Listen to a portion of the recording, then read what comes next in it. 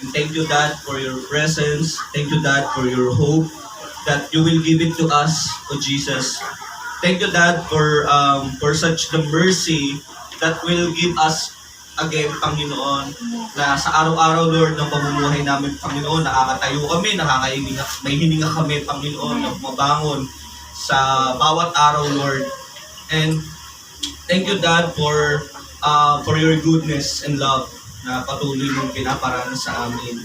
Thank you, Lord. You are beloved, Daddy God. And thank you, Dad, for your glory alone. Thank you, Dad, for such the kind of things to amaze us again, Panginoon. Salamat, Lord. We magnify your name, God, in Jesus' name. Amen. So, balik po ako doon. Yung nakaraan, kung natatandaan nyo, is faith is the substance. Lagi natin tatandaan, no? Kapag ka isang bagay, pinaniwalaan mo siya, dahil nakita mo na, hindi yun faith. Hindi po faith yun. Yung mga bagay na dapat natin paniwalaan, yung mga bagay na hindi natin nakikita. This is the